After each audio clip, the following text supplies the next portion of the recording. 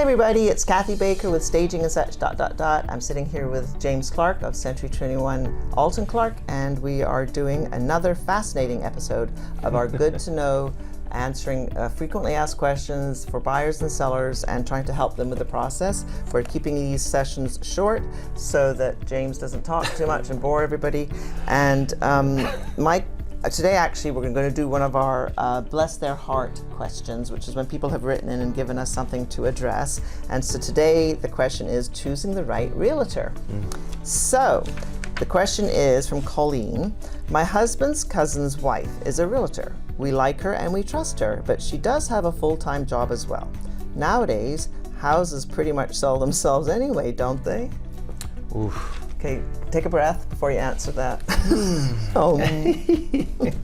No, it's a common thing because the market got stronger.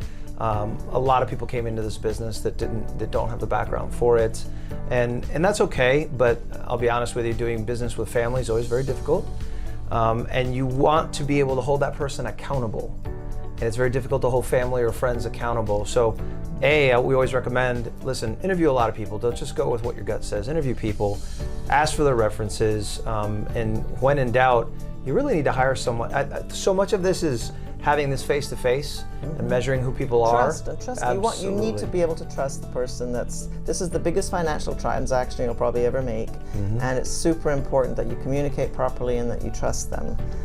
So I can see why they think a family member is better that way, but you also need somebody who's really good at business. Correct. So it's not just a trust factor, it's somebody who knows the business, who knows the market, and who's a go-getter.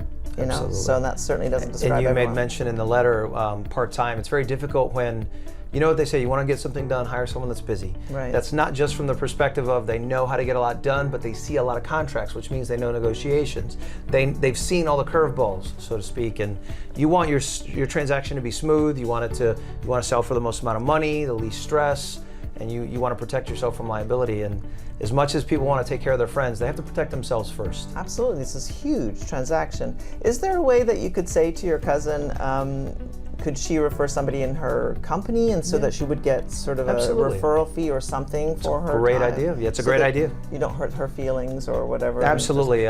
Anybody can send a referral. Like, let's say a part-time person can send a referral to a full-time person.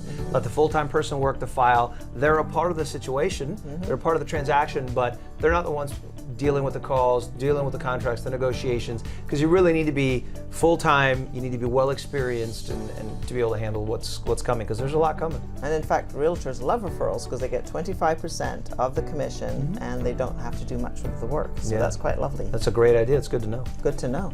Thanks, everybody.